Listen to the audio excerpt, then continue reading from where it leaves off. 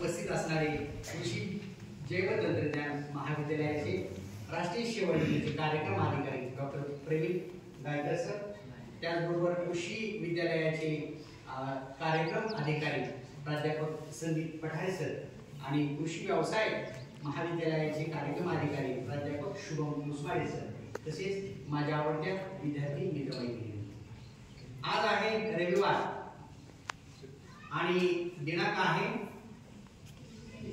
23 February. आपल्या या राष्ट्रीय सेवा योजना शिबिराचं तिसरं पुष्प गुंफण्यासाठी मला इथं बोलवलेलं आहे आणि योगायोग असा की 23 फेब्रुवारी म्हटलं की आपल्या समोर येतो तो दिवस म्हणजे श्री संत गाडगे महाराज यांच्या जयंतीचा।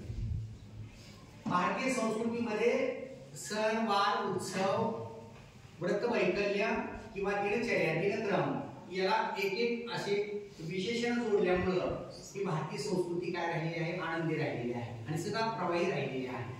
वेगवेगळ्या घटना प्रसंगाशी आमच्या दिवसाचं महात्म्य आणि महत्त्व जोडलं गेलेलं आहे। म्हणून 23 फेब्रुवारी म्हटलं की आपल्या डोळ्यासमोर येतात ते म्हणजे संत गाडगे बाबा गाडगे महाराज येतात आणि अगदी दुग्ध शर्करा योग असा जुळून आला माझ्या व्याख्यानाचा की सरांनी विषय देतानाही मला त्याच पद्धतीने दिला।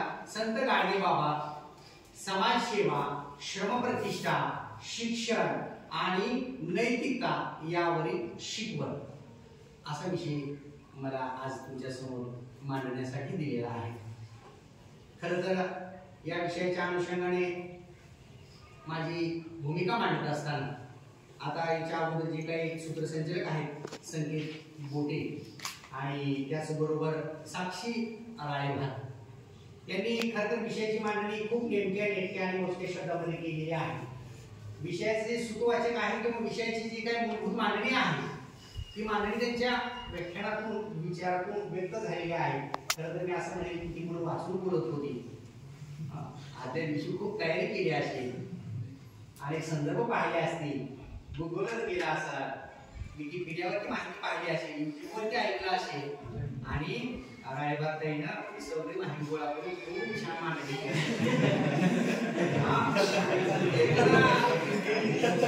फक्त वाचायला येतो किंवा आपल्याला ज्यावेळेस विषय करायचा असतं त्यावेळी त्या विषयाला आपल्याला एक घुमावं लागतं। तो विषय आधी आपण समजून घ्यावा लागतो। ही सगळ्या संकल्पना ती कन्सेप्ट मुळापासून समजून घेतल्याशिवाय आपल्याला मांडणी करता येत नाही, अशी घटना असते। म्हणून तिने छान पद्धतीने आपल्याला करून घेतलं आणि मला बोलायला अतिशय चांगलं वातावरण तिने निर्माण करून दिलेलं आहे। बघा, मी तुमच्या समोर आज बोलणार आहे ते म्हणजे लोकोत्तर संत गाडगे महाराज यांचे जीवन आणि कार्य। एक ग्रंथ आणलेला आहे, तो ग्रंथ प्राध्यापक दत्ता भोसले पंढरपूरचे साहित्यिक आहेत त्यांनी लिहिलेला आहे। संत गाडगे महाराजांवरती सर्वांगीण संपूर्ण मांडणी आणि चिकित्सा करणारा मला तर वाटतं हा मराठी साहित्यातला एकमेव ग्रंथ आहे। संत गाडगे बाबावरती स्फुट लेखन, स्फुट छोटी छोटी पुस्तिका, पुस्तकं अनेक प्रकाशित झालेली आपल्याला दिसतात, परंतु इथं संशोधनात्मक मांडणी आणि अगदी त्याच्या जीवनातील घटना प्रसंग आणि कार्याला दिलेलं न्याय म्हणजे हे ग्रंथ रूप असलेलं मला समोर दिसलेला आहे।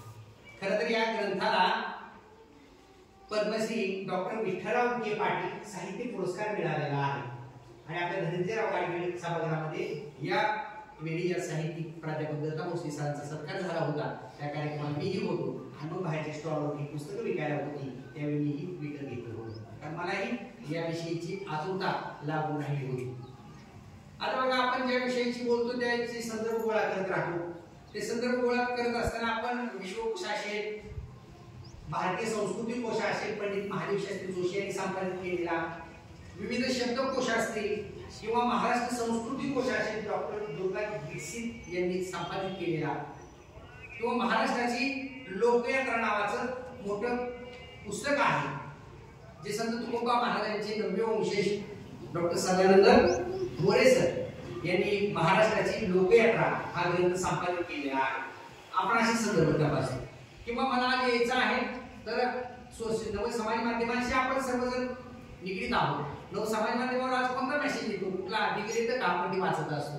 किंवा आजचं वर्तमानपत्र जर पाहिलं तर अग्रलेखामध्ये किंवा वाचकाच्या पत्रव्यवहारामध्ये आज संत गाडगे महाराजांनी का आले का संदर्भ वर्तमान काळातील पुस्तक सांगत असं काय आलेले आहेत का विचार हे आपण पाहत असतो. आणि यातून मग आपल्या बोलण्याची बैठक तयार होत असते आणि नंतर येतं ते उत्स्फूर्त असते, उत्स्फूर्त मांडणी येत असते. विद्यार्थी मित्र हो, तुम्ही अगदी जागृत असे विद्यार्थी आहात. खरं तर आमच्यापेक्षा खूप हुशार आहात असं मी म्हणेन. आज ज्ञानाचा विस्फोट झालेला आहे. चांगलं काय वाईट काय, देह कोणतं निवडावं, मित्रमैत्रीण कोणती ठेवावेत, किती ठेवावेत हे सगळं आता तुम्हाला कळलं आहे. आणि या सभोगाच्या संक्रमणाच्या परिस्थितीमध्ये आणि असुरक्षिततेच्या या काळामध्ये आपली ध्येय मांडणी करत असताना आज संत गाडगे महाराजांचे विचार या काळाला वर्तमान काळाला किती समकालीन विचार मांडत आहेत हे आपल्या लक्षात येत आहे. बघा, एकंदरीत आधुनिक संत थोर समाज सुधारक त्याचबरोबर महान मानवतावादी कर्मयोगी म्हणून संत गाडगे महाराजांचा उल्लेख केला जातो. त्यांना लावलेली ही विशेषण आहे, महान मानवतावादी कर्मयोगी, समाज सुधारक, आधुनिक संत. बघा, एकंदरीत प्राचीन, मध्ययुगीन, अर्वाचीन आणि आधुनिक, आधुनिक म्हणजे अलीकडचे असे कालखंड आहेत अभ्यासाच्या सोयीची.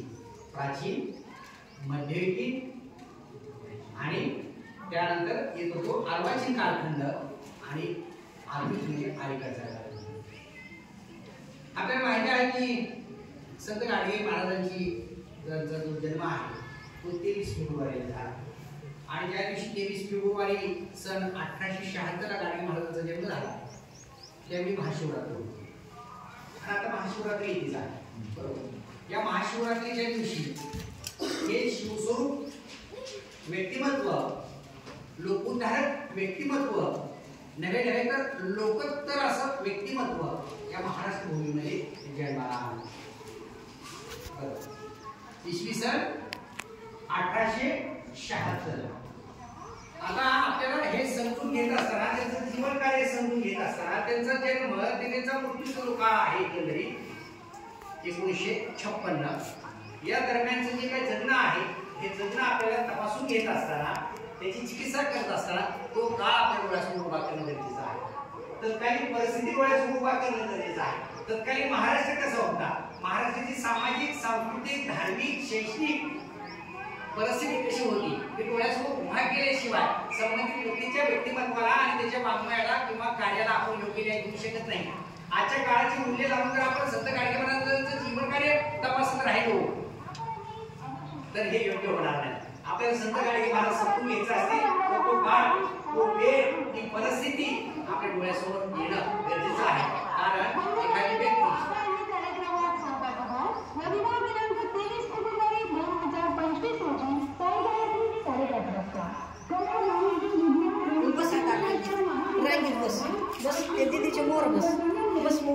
म्हणजे एखादी व्यक्ती असेल, एखादी साहित्य असेल, समजून घेत असताना आपल्याला तत्कालीन काळ परिस्थिती डोळ्यासमोर येणं गरजेचं आहे. आपण आता पाहिलं आहे सन 1876 ला गाडगे महाराजांचा जन्म झाला. 1876 म्हणजे त्या काळी हिंदुस्थानवरती, भारत भूमीवरती कुणाची राजवट होती? इंग्रजांची राजवट. बघा, 1600 मध्ये ईस्ट इंडिया कंपनीची स्थापना केली. चहाचे व्यापार करते म्हणून आले आणि इतर राज्यकर्ते पहिले.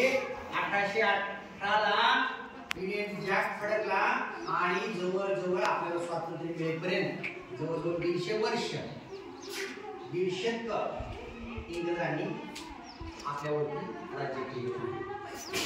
आणि 1876 म्हणजे अव्वल इंग्रजी राजवट आहे. भराला आलेली, कार्यकर्तृत्वाला आलेली राजवट आहे.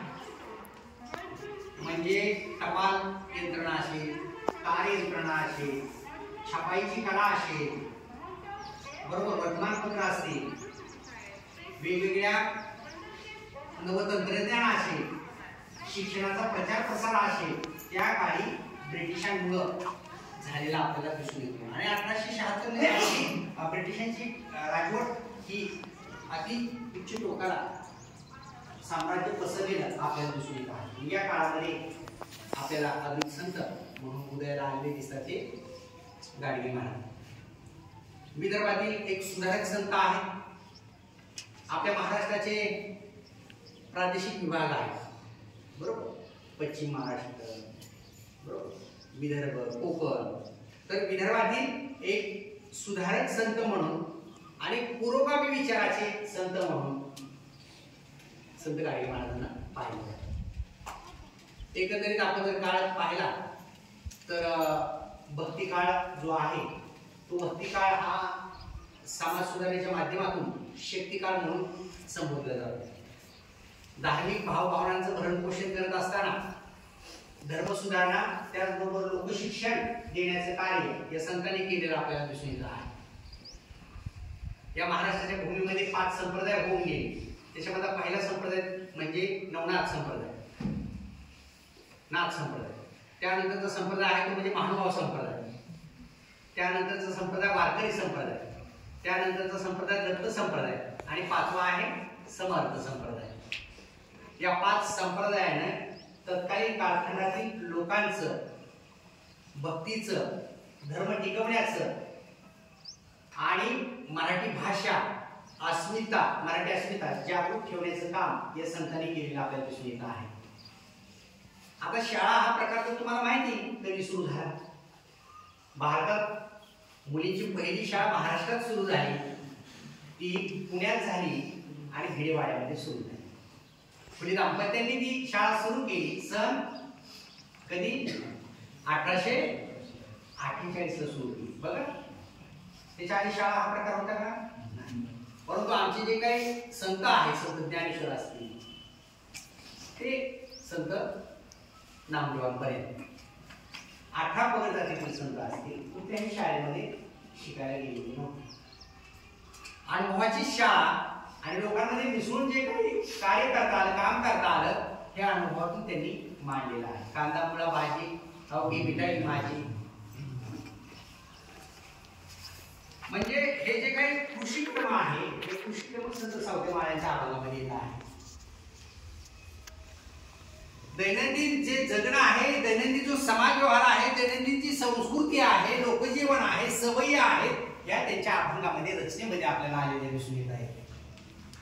म्हणजे हे 5 भक्ती संप्रदाय, महानुभाव संप्रदाय, त्याच्या अगोदरचा नाथ संप्रदाय, महानुभाव संप्रदाय, वारकरी संप्रदाय, दत्त संप्रदाय, समर्थ संप्रदाय आणि त्याचबरोबर झालेल्या 5 राजवटी.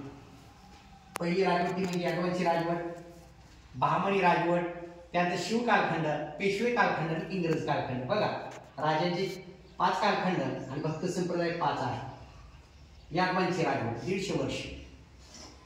संत ज्ञानेश्वरांची ज्ञानेश्वरी अमृतानुभव, चांगदेव 65 असेल किंवा तुकोबांची काही अभंगाची रचना असेल, हे आपल्याला यादव काळामध्ये आलेली दिसते आहे. यादव काळ. त्यानंतर 250 वर्ष बहामणी सत्ता, मुस्लिम सत्ता होती महाराष्ट्रामध्ये. त्यानंतर शिवकाळ, इसवी सन 1600 ते 1700, 100 वर्ष शिवयुग, शिवकाळ, शिवशाही म्हणून ओळखलं जातं. छत्रपती शिवाजी महाराजांचा जन्म 1630 ते त्यांचं देवाज्ञा होईपर्यंत जगणं 1680. 50 वर्षाचा काळ हा अखंड 100 वर्षावरती प्रभाव टाकलेला असतो. म्हणून 16 वर्ष हे शिवयुग, शिवकाळ म्हणून ओळखलं जातं. म्हणजे यादव काळ, बहामणी काळ, शिवकाळ, शिवकाळानंतर येतो पेशवे काळ आणि पेशवे काळानंतर 150 वर्षांची पेशवेच राजवट. रंगीनपणा वाढत गेला. मग तिथं लावणी निर्माण झाली, बरोबर, तिथं पोवाडा निर्माण झाला आणि पेशव्यानंतरचा काळ आला तो इंग्रज कालखंड, ब्रिटिश कालखंड. आणि ब्रिटिशांनी मग 150 वर्ष राहिली. आणि नंतर आपण या वेगवेगळ्या क्रांतीच्या माध्यमातून आपण स्वतंत्र झालो, खऱ्या अर्थानं आपल्याला स्वातंत्र्य मिळालं. हा आहे आपला भूकाळ, ही आहे पार्श्वभूमी विषयी समजून घेण्याअगोदरची. मग एवढी संकल्पना राजवटींची, भक्ती संप्रदायाची महाराष्ट्रावरती झाली आणि समाज सुधारक संत होऊन गेले. मग शतपत्रे लिहिणारे आगरकर असतील, निबंधमाला लिहिणारे विष्णूशास्त्री चिपळूणकर असतील, बरोबर, लोकहितवादी असतील, ही जी काही मांडणी आहे ही मांडणी पुढे येत असताना महात्मा ज्योतिबा फुले, आपले राजश्री शाहू महाराज आणि भारतरत्न डॉक्टर बाबासाहेब आंबेडकर म्हणजे फुले, शाहू, आंबेडकर हा काळ येतो आणि त्याच वेळी आपल्याला 1920च्या दरम्यान लोकमान्य टिळकांचा अंत झालेला दिसतो आणि गांधीयुग सुरुवात झालेलं दिसतं. म्हणजे टिळक आणि गांधीयुग या समांतर या गोष्टी पुढं भारत भूमीवरती झालेल्या दिसून येतात. भारताला स्वातंत्र्य मिळावं म्हणून अनेक देशभक्त, राष्ट्रभक्त भूमिगत होऊन चळवळी निर्माण झालेल्या होत्या, स्वातंत्र्याच्या चळवळी. आणि या स्वातंत्र्याच्या चळवळीमधून लोकांचं जनजागरण करणं, भूमिगत होऊन देशसेवा करणं, मातृभाषा, मातृभूमी, दैवत माऊली, जन्मदात्री आई, काळी आई या पंचमातृकाची सेवा करणं आणि राष्ट्रासाठी प्राण अर्पण करणं. मग हे सगळे आझादीचे जे नारे आहेत, तुम मुझे खून दो, करेंगे या सगळ्या घोषणा ज्या आहेत त्या राष्ट्र प्रेरणा आपल्या जागृत करत होत्या. आणि हे घडत असताना या कालखंडामध्ये एक संत होऊन गेले जे साधे होते, ज्याची वाणी ही साधी होती, ज्याचा वेशही साधा होता, ते म्हणजे संत गाडगे महाराज. फाटक्या चिंधेचं वस्त्र त्यांच्या अंगावर असायचं, हातामध्ये काय असायचं, गाडगं असायचं आणि हातामध्ये गाडगं म्हणून गाडगे महाराज, सोबत फाटकी चादर असायची शिवलेली म्हणून गाडगे महाराज गाडगं होतो म्हणून, आणि गोदड महाराज गोदड होतो म्हणून, अशी नामाभिधानं त्यांना पुढं प्राप्त झालेली आपल्याला दिसून येत आहे. एक पुरोगामी विचाराचे आणि हिंदू धर्मातील कुविचारावरती कठोर प्रहार करणारे संत म्हणून गाडगे महाराजांचा उल्लेख केला जातो आहे. आता ब्रिटिश काळामध्ये जर आपण पाहिलं, 150 वर्ष राज्य करायचं म्हणजे सोपं गाव, साधं 5 वर्षाची जर सत्ता आली ग्रामपंचायतीमध्ये तर कधी परिवर्तन होईल असं वाटतं. इथं जर 150 वर्ष सहन करायचे, परकी जुलमी राजवटीला थोडा झोडा आणि न्याय करा अशी नीती वापरून इथल्याच लोकांची भाषा, संस्कृती, सवय शिकून घ्यायच्या आणि इथलेच लोकांवरती राज्य केले. काय होते आपले 3 शत्रू, ते 3 शत्रू त्यांना ओळखले होते, इथे येऊन आणि आमची पिकलेली बोर छोडून इंग्लंडला नेली, म्हणजे आपली पिकलेली संपत्ती तिथली. संत ज्ञानेश्वरांच्या ज्ञानेश्वरीमध्ये ओवे की त्या काही द्राक्षाच्या वेलीला दूध घातलं जायचं. बघा किती संपन्नता होती. अगदी काठीला सोनं बांधून प्रवास केला जायचा. चिमणी म्हणे सोन्याची उडायची. म्हणजे प्रतीक असतात ती, म्हणजे आर्थिक सुबत्ता होती, धनधान्य विपुल होतं, जमीन संपदा मुबलक होती. आता ह्याचे नेमकं उलट झालेलं आहे. जमीन विभागणी झाली, वाटणी झाली, बरोबर. आता आहे असं सुरक्षितता, काठीला सोनं बांधून जावं अशी, ह्या प्रत्येक गोष्टीला प्रतिप्रश्न आम्हाला करायचं. म्हणजे किती संपन्न होतं.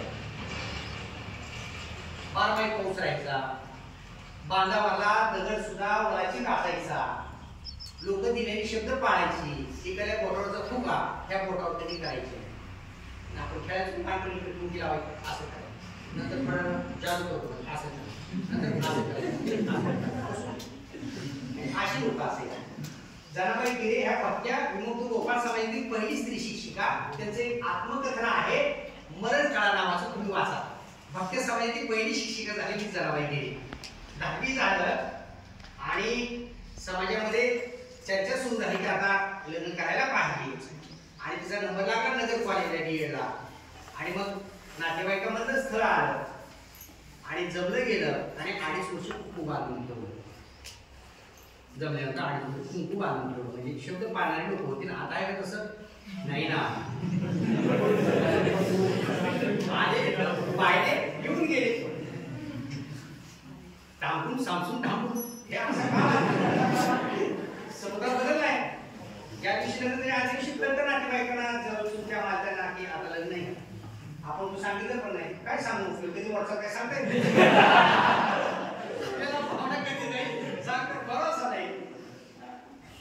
तुला माया भरोसा आहे काय बदललेला युग आहे. म्हणून या काळाच्या पार्श्वभूमीवरती आपण ज्यावेळेस संतांचं समाज धराचं लोकोधराचं लोकशिक्षणाचं कार्य पाहतो त्यावेळेस अनेक दाखल्यांच्या माध्यमातून आपल्याला पुढे जावं लागतं आहे. म्हणजे हिंदू धर्माचे जे कुविचार आहेत कठोर प्रहार याच्यावरती केलेले आहे. खरं तर भालचंद्र नेमाडे यांची गाजलेली कादंबरी आहे हिंदू नावाची जगण्यातील समृद्ध आढळ ही तुम्ही वाचा. म्हणजे आपण भारतीय संस्कृती म्हणतो भारतीय रूढी परंपरा म्हणतो त्याचं गौरवीकरण करतो खूप चांगले आहेत असं म्हणतो. परंतु याच्या मागे जे असणारा अज्ञानपणा आहे आडाणीपणा आहे अशिक्षितपणा जो आहे अंधश्रद्धा जी आहे अस्पृश्यता जी आहे ते आपण त्याची चिकित्सा करत नाही. आम्हाला पोत्रात चांगला वाटतो वासुदेव चांगला वाटतो तमाशाच्या फळावर नाचणारी नाची आम्हाला चांगली वाटते पण तिच्या मागचं असणारं तिचं जे काही लैंगिक शोषण आहे आर्थिक शोषण आहे तिच्या परिवाराचं असणारं आरोग्य असेल याला आम्ही काय करतो फुली देतो आणि पडद्या आढळतो. मग वासुदेवाच्या मुलाला आता वाटत नाही की वासुदेव आपण व्हावं पोत्राच्या मुलाला वाटत नाही की आता आपण पोत्रात व्हावं आणि आपल्या अंगावरती चाबूक मारून घ्यावं.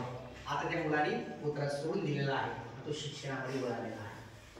म्हणजे पारंपरिकतेला छेद देऊन आधुनिकची तो कास करतो आहे. आणि आधुनिक संत मंदिराचा आपण उल्लेख करतो ते म्हणजे कोण आहेत संत गाडगे महाराज ज्या काळामध्ये होते त्या काळामध्ये अखिल मानव सृष्टीचे 3 शत्रू होते. ते 3 शत्रू कोणते आहेत तर अस्पृश्यता अज्ञान आणि अंधश्रद्धा हे 3 शत्रू होते. म्हणून 150 वर्ष ब्रिटिशांनी राज्य केले. अस्पृश्यता वर्ण व्यवस्था जाती व्यवस्था लोकांच्या मनामध्ये फिट्ट बसलेली होती आणि आपल्या धर्मासमोर आदरणीय ग्रंथ जो होता तो कोणता होता मनुस्मृती म्हणून नावाच्या कर्मठ भावनांनी गेली. आणि मनुस्मृतीची होळी 25 डिसेंबर रोजी डॉक्टर बाबासाहेब आंबेडकरांनी केली. भारतीय संविधान समोर आलं आणि आपण शृंखलामुक्त झालो. मानव म्हणून आपण मोकळा श्वास घ्यायला लागलो. नंतर वाचायचं म्हणलं तरी तुम्हाला माहिती आहे वाचता येत नव्हतं बोलता येत नव्हतं चालता पण येत नव्हतं. अशा समाजाला फुले शाहू आणि आंबेडकरांनी पुढे चालत केलेलं आहे. आणि हीच कार्याची दुरा संत गाडगे महाराजांनी पुढे केलेली आहे. संत गाडगे महाराज संत तुकोबारायांना आपले गुरु मानतात. तुकोबारायांच्या अभंगाची वचनं अनेक आधार इथं दिलेले आहेत अनेक वचन रचना इथं दिलेल्या आहेत. संत कबीरांच्या रचना इथे दिलेल्या आहेत. संत एकनाथाचे अभंगाचे दाखले इथं दिलेले आहेत. संत चोखामेळा संत जनाबाई संत नामदेव यांच्या रचना इथे देतात आणि त्याचं स्पष्टीकरण साध्या सोप्या लोकभाषेमध्ये संत गाडगे महाराज करतात आणि करत असताना म्हणतात गोपाला गोपाला देवकी गोपाला. हे ध्रुवपद गाऊन त्याची कीर्तन शैली अखंड महाराष्ट्राला लोकप्रिय त्यावेळी झालेली दिसली आहे. नाहीतर मध्ययुगीन काळामध्ये नारळी कीर्तन ही शैली विकसित झालेली होती परंतु त्या शैलीपेक्षा गाडगे महाराजांची कीर्तन शैली ही लोकमानसामध्ये खूप लोकप्रिय असलेली आपल्याला दिसून येते आहे. तत्कालीन जी अंधश्रद्धा आहे तत्कालीन जी पशुहत्या आहे म्हणजे कोंबडी कापणं बकरी कापणं नवसायास करणं या सगळ्यांना जातीभेद पाळणं असेल किंवा वेगवेगळ्या प्रथा असतील किंवा व्यसन असेल या विषयी अगदी कठोर आणि कडक भाषेमध्ये काय करायचे गाडगे महाराज आपल्या मुखातून लोकांचं जनजागरण करायचे. अगदी प्रश्नोत्तर रूपामध्ये त्यांचा संवाद व्हायचा आणि लोकांची प्रश्नोत्तरातून उत्तरं घेऊन त्यांना शिक्षणाचा प्रचार प्रसार करायला सांगायचे. हे शिक्षण हे किती महत्वाचं आहे. शिक्षण घेतल्यावर माणूस कसा बदलतो लोकांच्या वाईट सवयी कोणत्या आहेत या बाबांवर तुम्ही करू नका. पशुहत्या करू नका इतर पाप घेऊ नका. जे आता रायबाद ताईने सांगितलं की मूर्तीपूजाला त्यांचा विरोध होता कारण हे सगळं जगच वैष्णवाचं जग आहे. प्रत्येकाच्या हृदयामध्ये परमेश्वर आहे आणि या दगडाला बसून काय उपयोग आहे.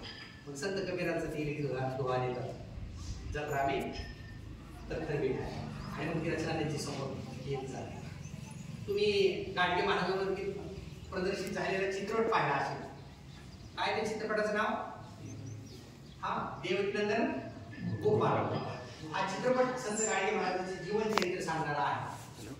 त्या चित्रपटामध्ये गाडगे महाराजांची भूमिका कुणी केली?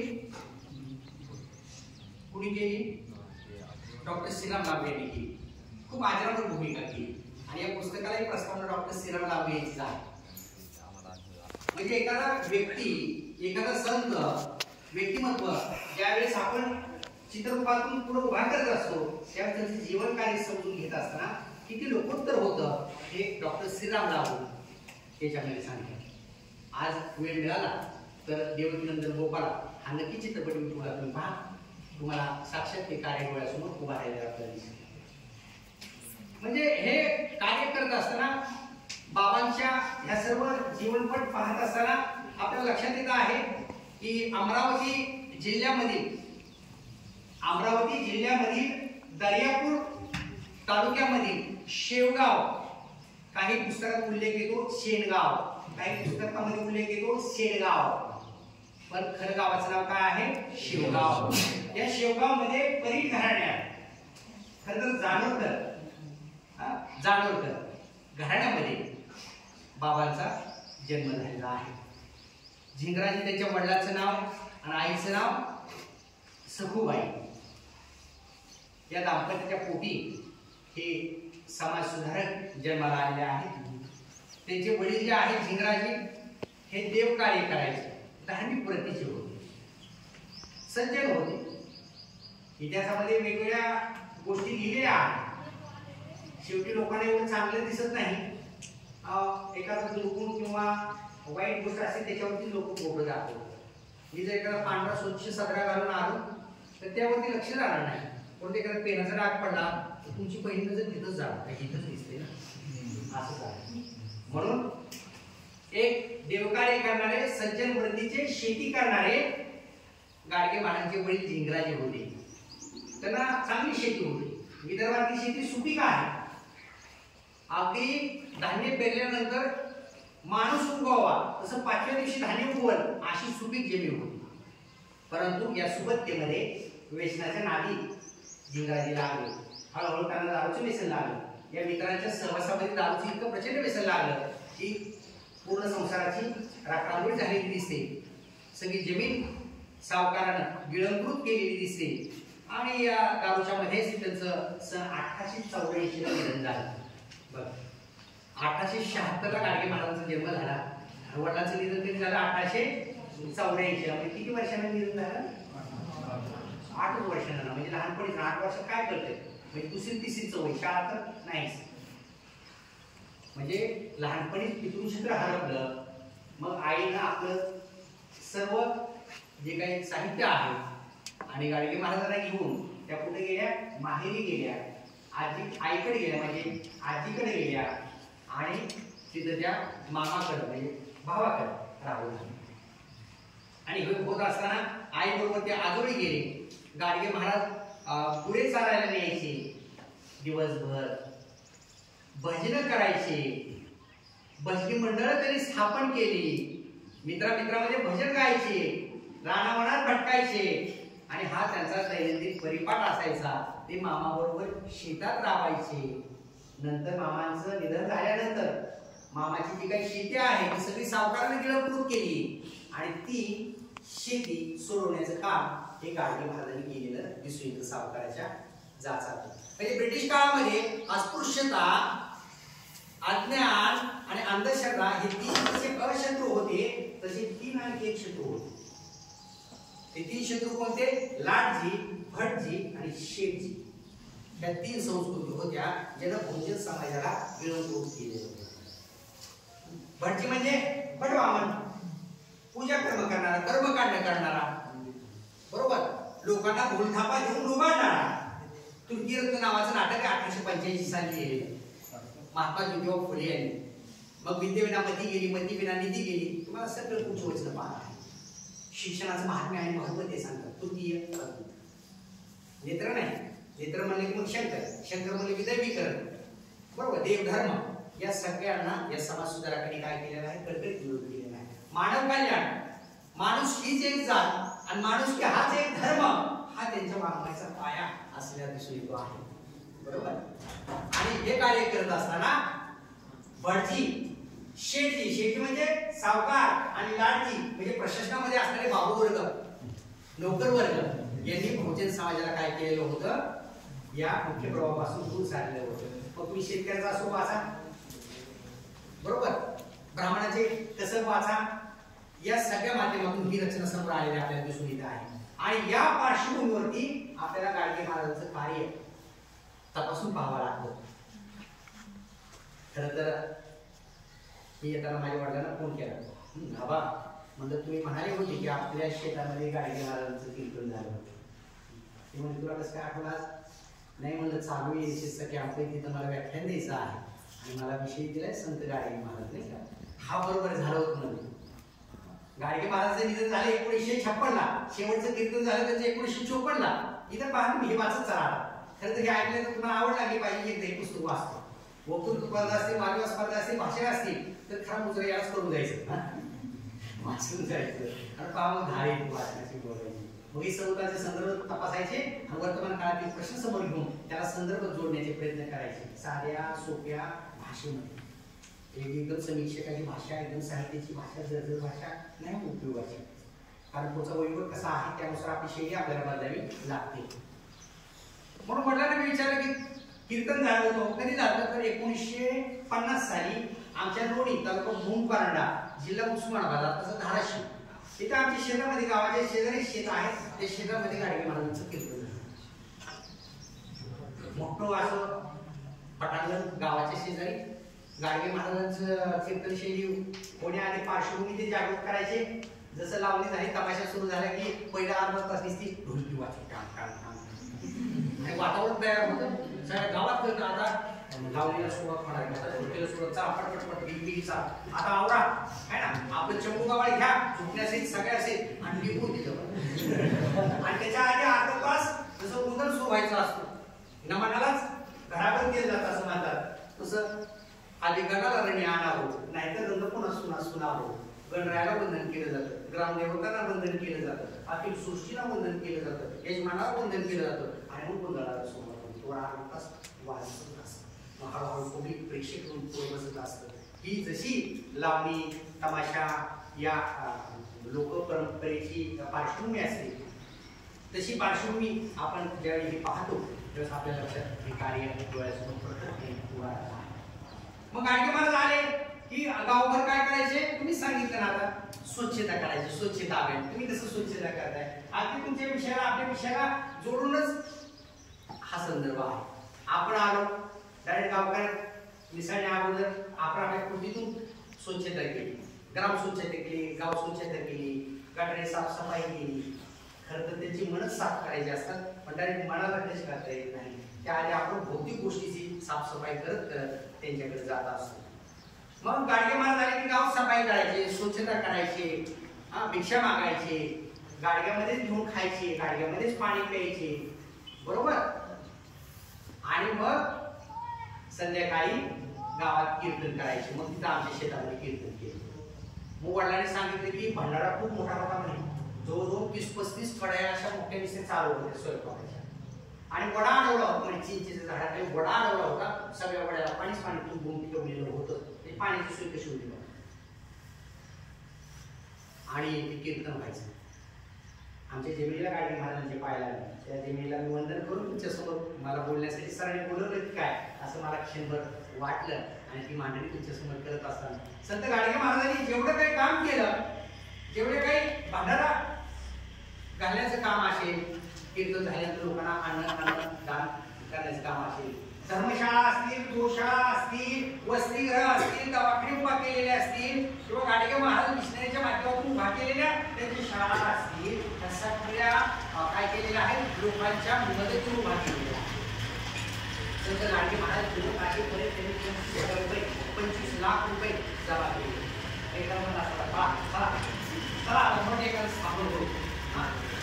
गट सापडतो मस्तपैकी मठाधिपती होऊ, जशा मठाधिपती आहेत, जशा गाड्या आहेत तशा गाड्या चालू किंवा आपल्या मुलाला आपण त्याच्यावरती बसू.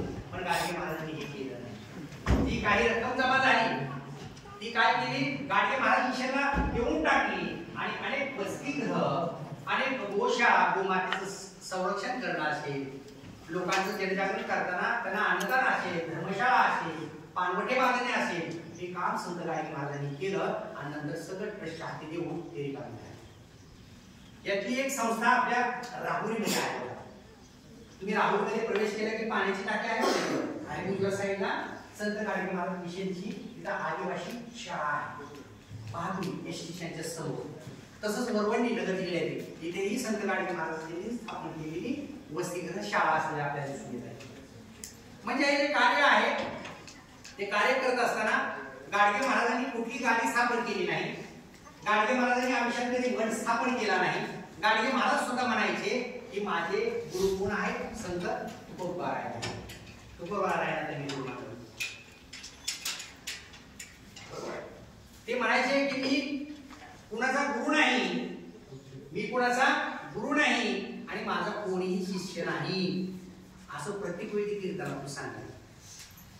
बरोबर. म्हणजे असे एकच संत आहेत की ज्यांचं कोणी गुरु नाही आणि कोणीही शिष्य नाही. तर आपल्याला माहिती आहे शिष्य परंपरा जी आहे, शिष्य पिलावळ जी आहे, ही लोकांचं आर्थिक नैतिक शिक्षण करताना आपल्याला आज वर्तमान काळामध्ये ह्या गोष्टी दिसून येत आहेत. म्हणजे खरं तर तुम्ही राष्ट्र घडवणारे, राष्ट्रप्रेमी, सुजाण नागरिक आहात. या श्रम संस्कृतीचे खऱ्या अर्थाने तुम्ही पाहित आहात. या गावातील गावची ग्राम संस्कृती कशी असते, गावगाडा कसा असतो, त्र्यंबक नारायण हात्रे यांचा ग्रंथ आहे गावगाडा, सन 1923 साली प्रकाशित झाले. 12 बडोदरा आणि 18 आळोदरा ही जी संस्कृती आहे आणि भारतीय ज्ञान परंपरा आहे ती तुम्हाला गावगाड्यामध्ये आलेली दिसते आहे. त्याच काळातले ग्रंथ येते. बरोबर. या संकालामध्ये आपण ज्यावेळेस पाहत जातो त्यावेळेस मामा बरोबर ते शेतात राबायचे. सावकारांच्या ताब्यातून त्यांनी मामाची जमीन सोडवून घेतली आणि सन 1912 मध्ये त्यांचं कुंताबाईशी विवाह झालेला आहे. बरोबर. प्राणी हिंसा म्हणजे पशुबळी करू नका. काय उपयोग प्राण्याला कापून मारून. खरा माणसाचा आहार कोणता आहे? शाकाहार. हिंसक पशु जे असतात त्यांचा आहार मांसाहार. आता शेवटी ज्याची त्याची खानपानाची शैली वेगळी आहे, त्याच्यावरती आपल्याला जायचं नाही. परंतु एखाद्याचं पाप घ्यायचं, बरोबर, त्याला कापायचं, त्याची तुकडे करायचे, त्याला मसाला मीठ मिरची लावायची, त्याला परतून घ्यायचं, त्याला तळायचं, मसाला टाकायचा, हळद टाकायची, मीठ टाकायचं आणि मग रस्सा प्यायचा. मग काय सांगतात तुम्ही मटणाला कसा मसाला लावता, जिरे कसे लावतात, मिरची कशी लावतात, परतत करा पातेल्यामध्ये, तसा तुमचं पण परतत असतं. गोपाला गोपाला देव निरंतर गोपाला.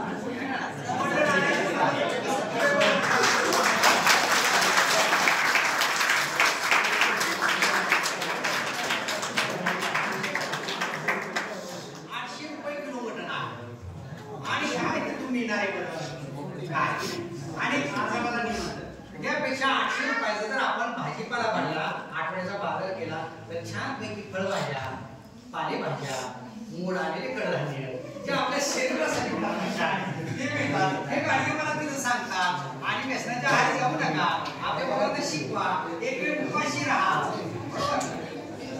महाराज डॉक्टर बाबासाहेब आंबेडकर म्हणतात की शिक्षण हे वाघिणीचं दूध आहे आणि हे वाघिणीचे दूध पिणारे तो गुरुमुल्याशिवाय.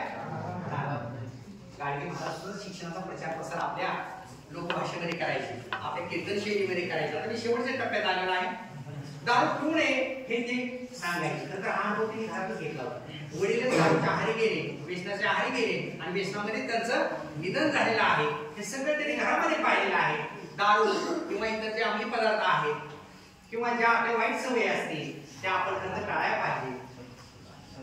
जे जे भेटे भूत त्याची मानिते भगवंत, अशा पद्धतीने आपण आपली दिनचर्या करायला पाहिजे. नाहीतर व्हॉट्सअपवर हजारो मित्र आणि बाहेर पडत विचारणा पुत्र.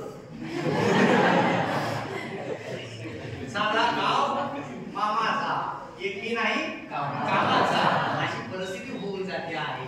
म्हणून लाईक करण्यापेक्षा आणि कमेंट देण्यापेक्षा जिवंतपणी आपापसात आल्यानंतर आपण तोंडानं छान पद्धतीनं बोललं पाहिजे, एकमेकाशी संभाषण केलं पाहिजे. हा जो आबोला आहे तो आबोला काढून आपण एकमेकाच्या सुखदुःखामध्ये सहभागी झालं पाहिजे, ह्या वर्तमान काळातील गोष्टी असलेल्या आपल्याला दिसून येत आहेत. म्हणून आपल्याला वाईट सवयी टाळा. प्रत्येक जण काही संपूर्ण चुकलं नाही, मी पण काय दुसऱ्या तांदळासारखा नाही, लक्षात घ्या. म्हणजे आज पाहुणा आला म्हणजे एक नंबर एकदम चौकणीची राळ, म्हणजे काहीच आवडून नाही असं काही नाही. हाताची पाची बोटं सारखी नाही, घराची पाची भावंड सारखी नाही, माझे ती काहीतरी दोष आहे. शेवटी माणसाने संचीला राहिल्याशिवाय पंक्तीला जेवल्याशिवाय माणूस कळतो का? इथून राहुरी महिन्याचा प्रवास केला सर पाटणेसर माझी एक नंबर मिळतात.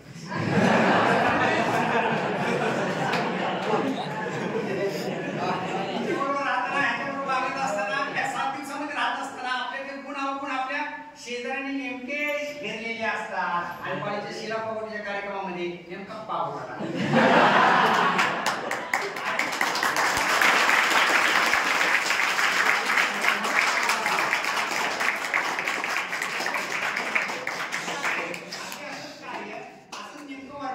बोट ठेवण्याचं आणि कठोर प्रहार करण्याचं हिंदू संस्कृतीतील कर्मकांडावरती बोट ठेवण्याचं काम गाडगे महाराज करायचे.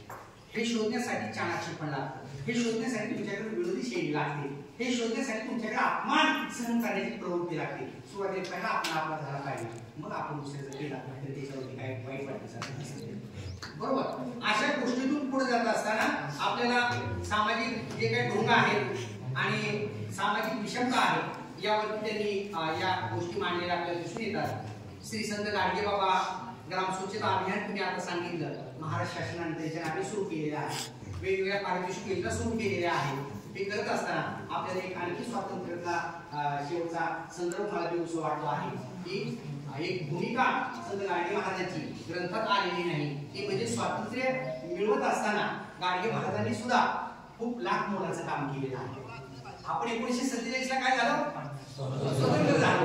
गाडगे महाराजांची कीर्तन शैली जी होती ती लोकभाषेमध्ये होती, लोकांचं जनजागरण करणारी होती. गाडगे महाराज त्याच काळात होते बघा. 1935 ला वर्धा काँग्रेस अधिवेशन झालं. महात्मा गांधीच्या कानावर गाडगे महाराजांचं स्वच्छतेचं कार्य केलेलं होतं. त्यांनी स्वतःहून गाडगे महाराजांना भेटण्याची विनंती केली आणि लोकांनी सखोल अशी चर्चा केल्याचे संदर्भ या पुस्तकामध्ये येतात. तुम्ही इथून वाचा, सांगायला सगळे प्रसंग घडामोडी त्या भाषेमध्ये सांगायला मिळेल संदर्भ तुम्ही त्यातून पाहणे दूर जातो त्यापासून. मग त्यानंतर 1935 साली हायस्कूल अधिवेशन झालं. महात्मा गांधींनी त्याही वेळी संत गाडगे महाराजांच्या कार्याचं गुणगौरव केलेला आपल्याला दिसून येतो आहे. संत गाडगे महाराज आपल्या कीर्तन शैलीतून भारतीय स्वातंत्र्य, जुलमी इंग्रजी राजवट, चले जाव चळवळ याविषयीचं महात्म्य आणि महत्व लोकांमध्ये सांगत असायचे. काही भूमिगत म्हणून कार्य करायचे, काही लोकांमध्ये मिसळून विद्यार्थ्याच्या छातीनं कार्य करायचे. कारण हे फकीर बाबा कसली संपत्ती कसा हवे असते या स्वरूपाने त्यांचं अविरत कार्य असायचं. एवढंच नव्हे तर डॉक्टर बाबासाहेब आंबेडकरांच्या कालखंडामध्ये संत गाडगे महाराजांच्या जीवन कार्याचं पण मूल्यमापन होताना आपल्याला दिसतं आहे. या ग्रंथामध्ये डॉक्टर सदानंद मोरे यांचा महाराष्ट्राची लोकयात्रा नावाचा ग्रंथ आहे. त्या महाराष्ट्राच्या लोकयात्रा या ग्रंथामध्ये स्वतः महाराज आणि बाबासाहेब यांचा संवाद या ग्रंथात आलेला तुम्ही वाचून घ्या. ज्यावेळी डॉक्टर बाबासाहेब आंबेडकरांनी धर्मपरिवर्तन केलं, ते धर्मपरिवर्तन करत असताना संत गाडगे महाराजांबरोबर त्यांनी संवाद केलेला आहे. म्हणजे किती लोकोत्तर संत होते पहा. हा वसानी वारसा आपण घेतला पाहिजे. संत एकनाथ म्हणतात की जो जो जयांचा घेतला मी गुण तो तो गुरु केला मी जाण, जो जो जयांचा घेतला मी गुण तो तो गुरु केला मी जाण, गुरुशाळे अपारपण जग संपूर्ण गुरु दिशे. आपल्या या जीवनाच्या प्रवासामध्ये तुमची यशोगाथा घडत असताना जी जी माणसं तुम्हाला सोबत येतील, सहवासात येतील, त्यांच्यातील चांगल्या चांगल्या गोष्टी घ्या. डॉक्टर नरेंद्र जाधव त्यांच्या आमचा बाप आणि आम्ही या आत्मकथनामध्ये म्हणतात है ना, या गोष्टी सांगतात की माझा बाप म्हणायचा की तुला जे व्हायचंय ते चांगलं कर, टाकला जाय, चोर व्हायचंय चोर हो, पण असा चोर मोठा हो की पुन्हा चोऱ्या करण्याची गरज पडली.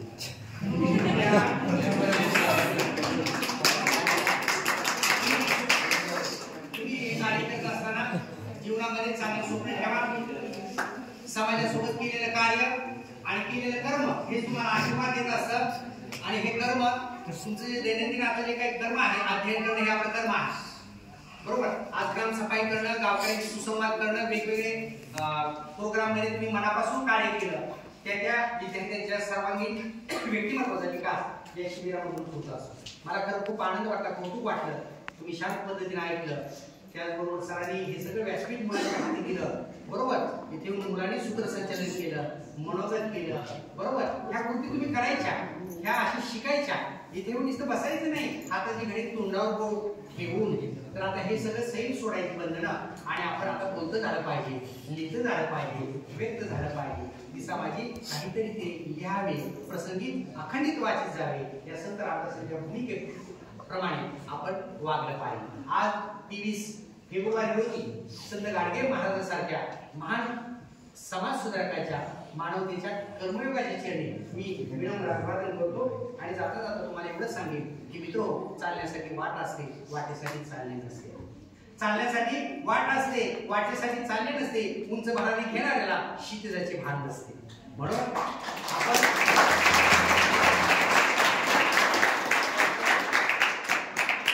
कुठल्याही संकटाला घाबरू नका, कुठल्याही अडचणीला घाबरू नका. गरिबीला अजिबात कुबडी म्हणून घेऊ नका. बरोबर, मी गरीब आहे, मी गरीब आहे, गरीबात कोण आहे असं नाही मित्रा. खूप लोक समाजात चांगले आहेत, खूप लोक निरीक्षण करत असतात, पाहत असतात. म्हणून ही सोसायटी समाज चालू आहे.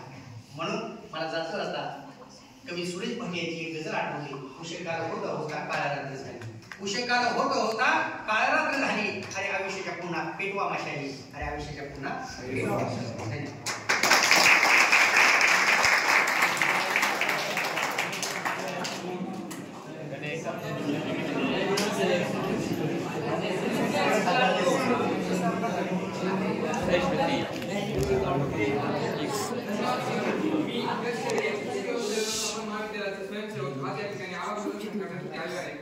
तर आपले आजचे प्रमुख उपस्थित अतिथी डॉक्टर नवनाथ शिंदे सर, प्रथमतः मी त्यांचे आभार मानतो. त्यांनी आम्हाला गाडगे महाराजांच्या जीवनाबद्दल संपूर्ण माहिती दिली व त्यांनी जीवनात कोणते कोणते मूल्य पाळले याबद्दल सगळी सांगितली. तर आम्ही यावर नक्कीच आमचे हे विचार मांडू आणि हे फॉलो करण्याचा प्रयत्न करू. आमचे सर्व सेवकांना तुम्ही आज या ठिकाणी माहिती दिली याबद्दल तुमचे मी आभार मानतो व आजचा कार्यक्रम इथे संपला अशी जाहीर करतो.